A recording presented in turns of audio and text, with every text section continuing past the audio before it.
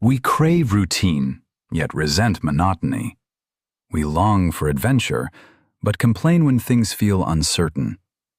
We want to be seen, but flinch when the spotlight turns our way.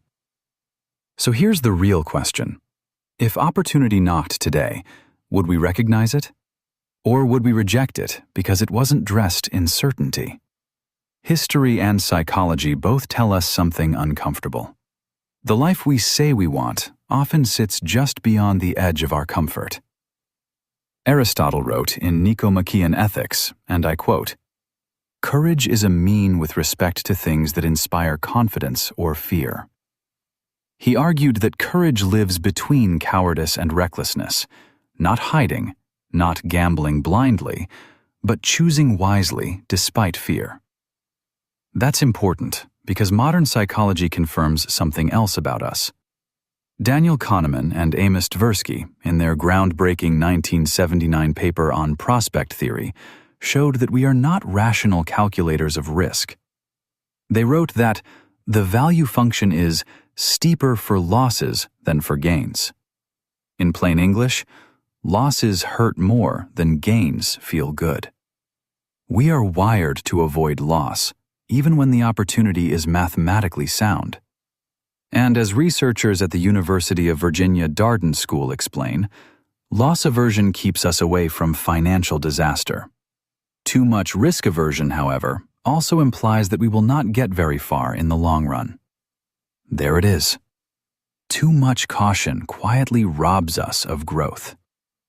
Philosopher Duncan Pritchard puts it bluntly, "No one seriously believes that always opting for the safe choice is the route to a good life."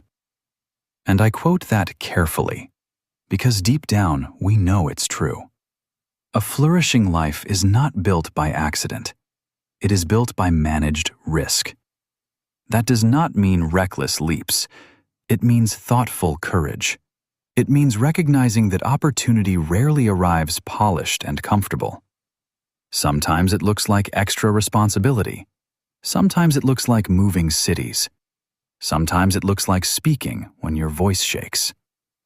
Neuroscience even explains our tension. Repetition strengthens neural pathways. As BrainFacts notes, behavior is repeated. The connections become stronger and stronger. Routine feels safe because our brains automate it. Novelty requires effort. Effort feels risky.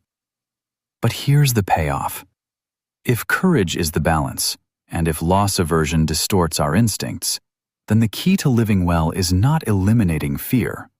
It is learning to see fear as information, not instruction. Ask yourself, what is the real worst-case scenario? Would I recover? Would I grow? If the answer is yes, then perhaps the opportunity is not danger. Perhaps it is invitation. Opportunity will not always look like a red carpet. Sometimes it looks like a door slightly ajar. Sometimes it looks like inconvenience. Sometimes it looks like uncertainty.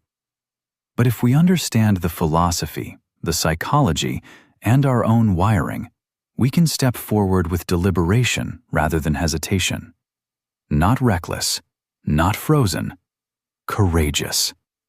And that, more than comfort, is what builds a life you are proud to have lived.